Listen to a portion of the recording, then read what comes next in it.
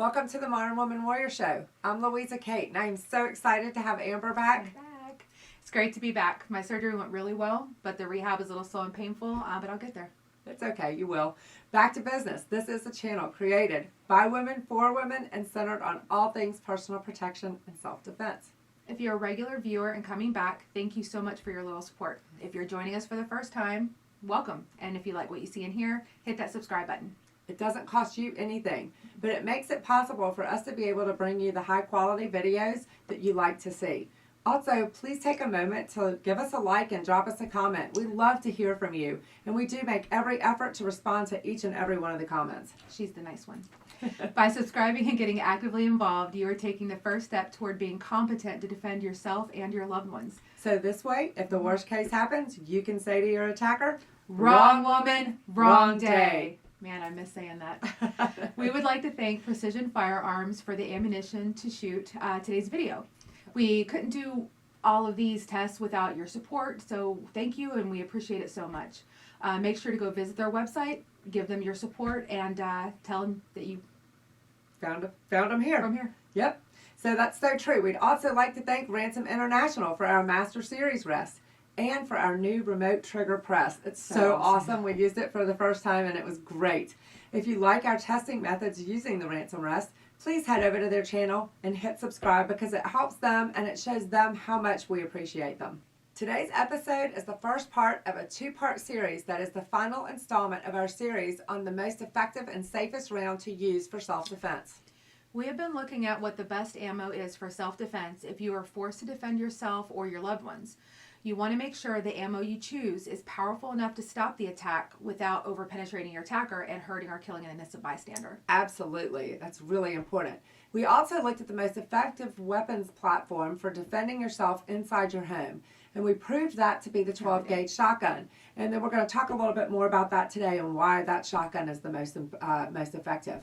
We showed you that almost any woman can handle a shotgun as long as she has proper training. Malia was awesome.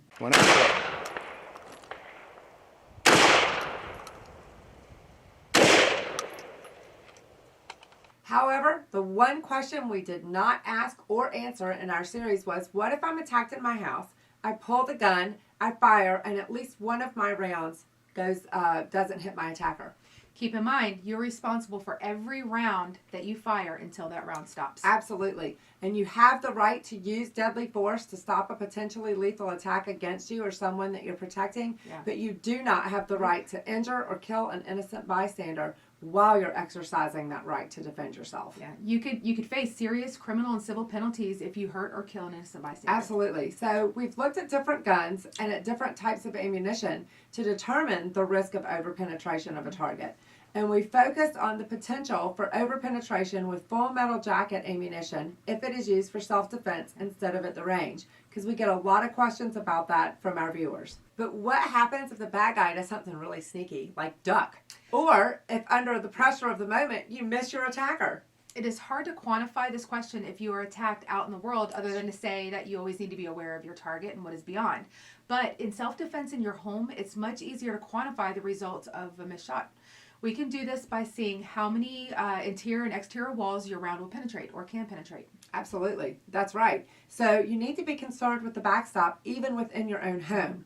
You need to know how many interior and exterior walls are behind your attacker, and you need to know the likelihood of a projectile leaving your home. You also need to know if there is someone else's house in the line of fire beyond your attacker, or if there are heavily traveled streets in your line of fire right behind there.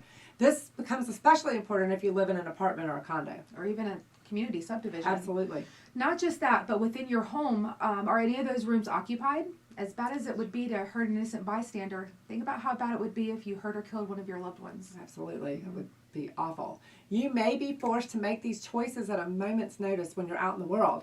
But if we're talking about home defense, all of these variables should be carefully thought out when you make your home defense plan. The first part of that plan starts with knowing what the capabilities and liabilities are of your home defense weapons platform. Okay, so today we're going to talk about pistols as our home defense platform. We'll have another video later on what happens if we miss with our shotgun. So let's take a look at the first round we tested, the .380 auto using full metal jacket ammo. Although we're not using our clear ballistics gel today, we're going to use the same test bed that we use when we use our gel.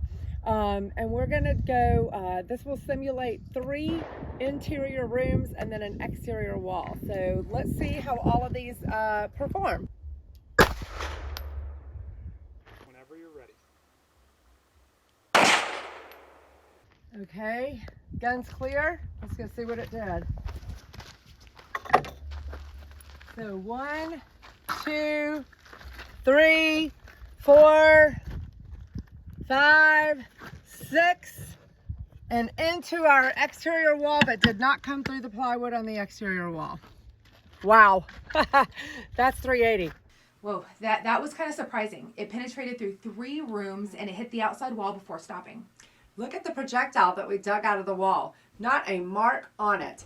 Only the marks that the rifling left. That's the only marks that are on it. Yeah. I'm really curious how the hollow points are going to perform. Yep, let's see. Okay, so we're going to shoot the 380 Creedmoor hollow points and see if that makes a difference, see if they go through less walls.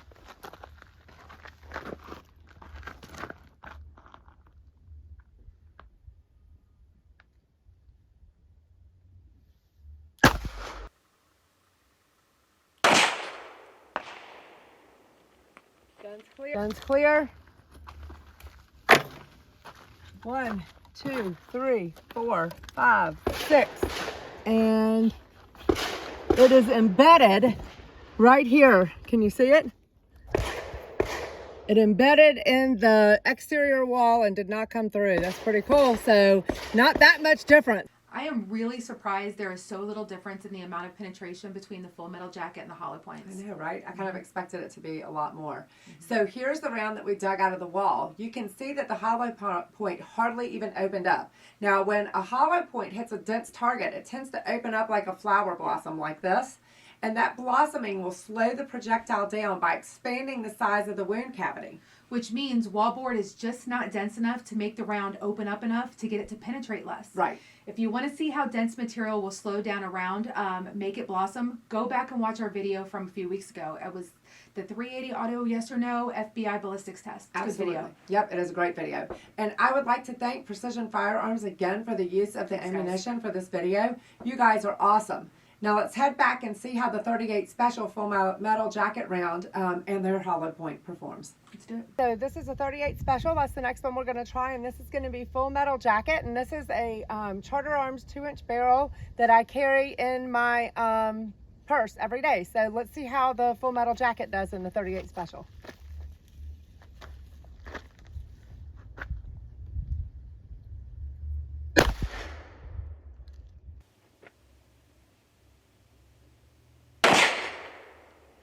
It came all the way through but did not exit. Right here.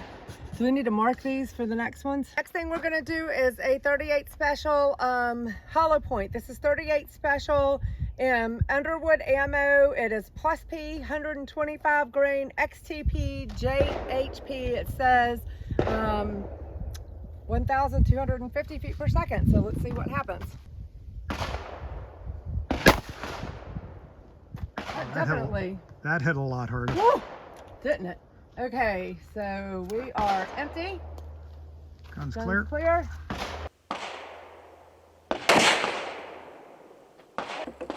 So, one. Well, it's not coming through this plywood though. So here's the 38 Special full metal jacket round that we recovered from inside the wall. If you can see it. Again, not a mark on it. What happens to the hollow point? Well, we're pretty sure that the 38 Special hollow point hit the stud in wall unit number 7, which was the exterior wall, and disintegrated. We found a few shards of bullet inside the wall, but not enough to make a positive identification. Let's get back out to the range and check on those 9mm rounds. All right, so this one is going to be 115 grain Winchester full metal jacket 9mm. And let's see what happens with this one.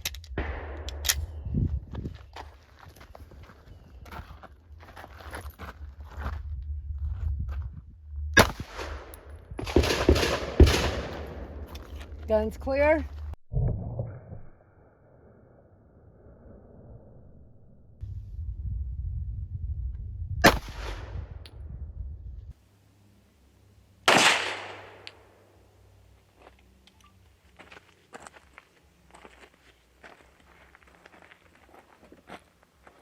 Yep, it went all the way in but didn't come through. So now we're going to try the 80 grain Fort Scott Munitions TUI, the tumble upon impact, and we're going to see what this one does.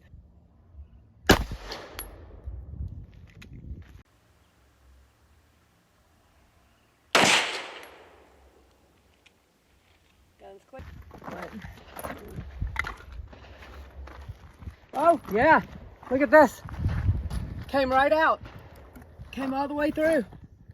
It looks like. We'll know for sure when we take this apart, but there is a hole right there. 2 of the 3 9mm rounds went through all 3 rooms and hit the exterior wall with really incredible force. Those 2 rounds were the full metal jacket and the tumble upon impact. They hit the wall with such an incredible force that they penetrated the outside and continued downrange, hitting the berm, making it impossible for us to recover them. Absolutely, it's amazing. People should keep in mind that we go above and beyond to make sure that our test bed is fairly accurate. For instance, we use 3/4 inch plywood instead of the typical 1/2 inch that's usually code in most states. We add that extra thickness to make up for the fact that we don't have insulation, siding, bricks, any of those things on the exterior walls. And that really shows the incredible penetration of the full metal jacket and the 80 grain tumbler. The TUI is crazy. The spear gold dot didn't go through the outside wall. Look at the gold dot projectile. You can grab it for me. Thank you. Again, the hollow point didn't open up like this from an earlier ballistics test. Right. The wall just isn't dense enough to make the bullet perform properly. So even though the spear gold dot didn't overpenetrate on the jaw blocks, they sure did on this test. I am not at all surprised that the full metal jacket rounds, about them overpenetrating. We've been testing these rounds for several weeks now, and we saw a 9mm full metal jacket go nearly through 2 gel blocks and dramatically overpenetrate. The only other round that we tested that came even close to that was the 80 grain Fort Scott TUI rounds, which are tumble upon impact. That's right. And they have near hyper velocity with that light 80 grain projectile. It's coming out of a 4-inch barrel. Absolutely. They're traveling at 1,500 feet per second when they come out of that 4-inch barrel. And the 115 grain version didn't even have the same gel penetration. So the next time that we're out there shooting up walls, we definitely need to test that 115 grain TUI.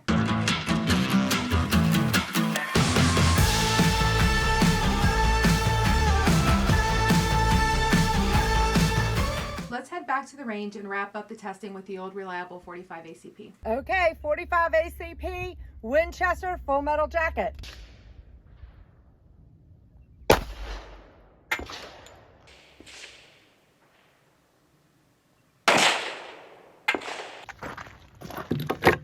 I heard it go all the way down. What did it do? It was down here. So it hit, but it didn't puncture it at all. Right. Okay, and our last one is a 45 ACP 200 grain jacketed hollow point by Federal. Let's see how this one does.